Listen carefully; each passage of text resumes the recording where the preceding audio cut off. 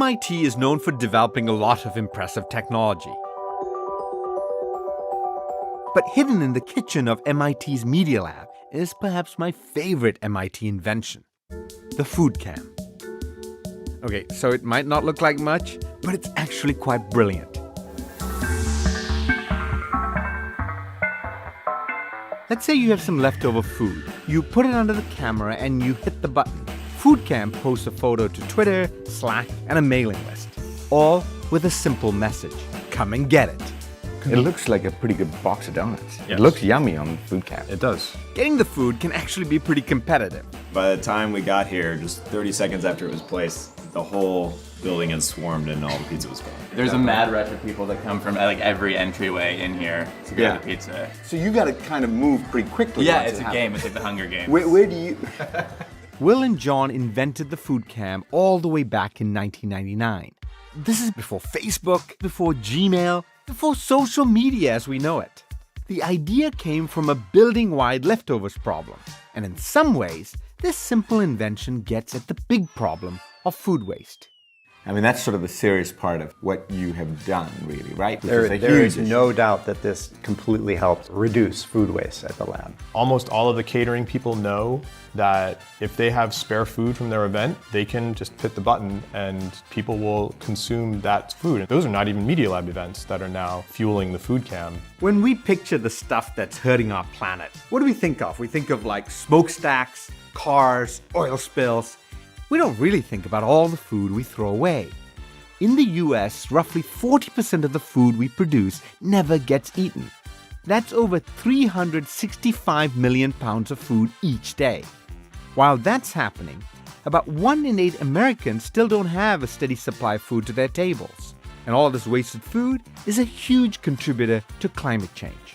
If global food waste were a country, it would be the third largest emitter of greenhouse gases, just behind China and the United States. So it really is an enormous problem and one of the easiest ways to address climate change. It takes a ton of resources to produce food. On top of that, you have all the energy it takes to keep it cold and to transport it around the country. And when food decomposes, it isn't just stinky, it releases potent greenhouse gases.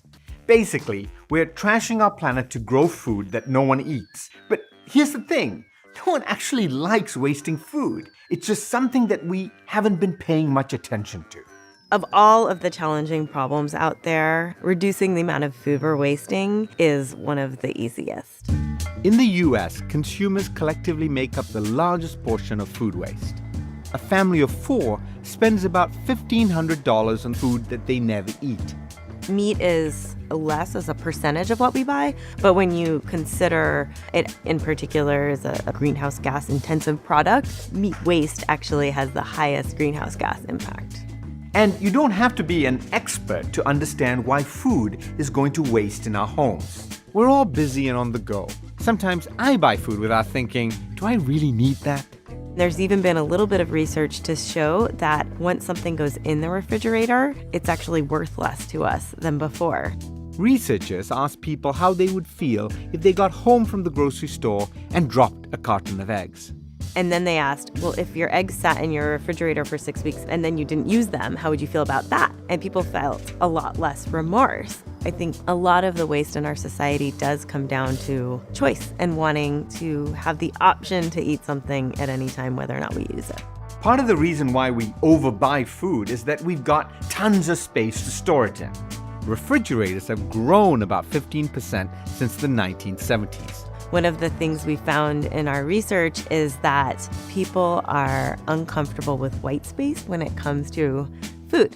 So we love it in buildings or in design, but when it comes to food, we do not want to see empty space in our refrigerators, on our plates. And so I really believe that in some subliminal way, we're just filling everything. And if we had smaller refrigerators that let us see everything that was in there, that in itself would lead to quite a bit less waste in our homes. And it isn't just our refrigerators that have gotten bigger. The average dinner plate has grown by 36% since 1960. And when you have a big plate, you tend to put a lot of food on it, whether or not you can eat it all. This is something Jill Horst noticed at UC Santa Barbara. You have a tray that's 14 by 18 inches and you feel you need to load it up with food. You would see students that had 4 glasses, water, juice, soda, milk, and you would go to the tray return and they would still be full.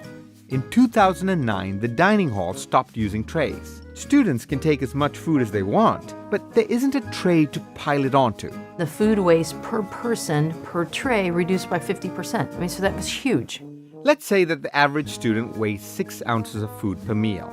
That may not seem like a lot, but UC Santa Barbara serves 13,000 meals per day, so that's nearly 5,000 pounds of wasted food. It's like throwing 350 Thanksgiving turkeys into the garbage every single day.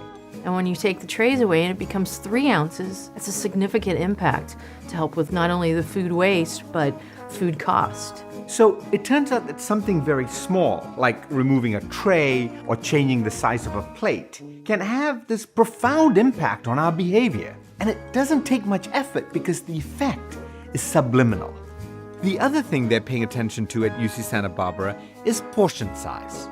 Each plate is portioned, 1 portion for a student. They could take as many portions as they would like, but we are actually plating the right size, the right amount that we should be eating. We've gotten used to these gigantic portion sizes at restaurants, and in a subtle way, it encourages us to overeat and throw away a lot of food. If you look around, there's not a whole lot of food waste on the plates because of the proper portioning. I mean, that's somebody's meal. That's all they have left. None of us are perfect, and wasting less food isn't just going to happen overnight. But just having it on our radar can really help us waste a lot less. And if we do have extra food, then let's at least try to get it to people who could use it. There is so much high-quality surplus that's wasted that just needs to find the people that need it the most. Komal is the founder of Copia, a startup that's trying to recover all this perfectly good food. If you imagine the world's largest football stadium filled to its absolute brim, that's how much food goes wasted every single day in America. And I'm not talking about last night's pad thai or this morning's half-eaten pastries, but untouched, uneaten, perfectly edible food. So we don't need to purchase or make more food. We just need to figure out how to get it to the people who need it. MIT's Food Cam is great at recovering food, but when you start scaling this up from one building to an entire city or an entire country, it becomes much more difficult. Let's say you're a small company and you have 200 sandwiches left over from an event. That's a lot of food, but it takes time and effort to figure out how and where to donate it. Most people really don't want to deal with all of this.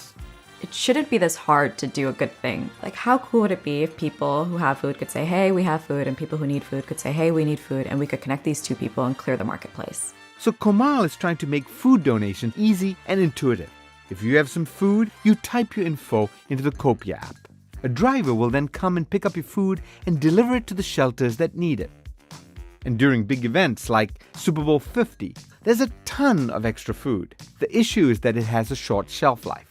Imagine 4 16-foot refrigerated trucks filled to their absolute brim. That's how much food we recovered. We fed 23,000 people in 2 days. Nobody slept. And it's not, hot dogs and popcorn. It was lobster rolls and pulled pork sandwiches and $300 cheeses, high quality food. If we can get the food that would otherwise be wasted to people who need it, we're not only fighting hunger, but we are actually slowing global warming. It really is a win-win. And Komal doesn't want to solve hunger in just California. She wants to solve world hunger, period. It's not about optimism or pessimism. I think it's just that we're hell-bent on making it happen. This isn't going to be an overnight thing. It's got to be policy change. It's going to be other entrepreneurs. It's going to be really big companies and institutions also taking a stand and saying that, you know what, we don't tolerate perfectly great food being wasted. Look, no one likes throwing out food. So we've made a simple guide to help you waste less. To find out more, go to climate.universityofcalifornia.edu.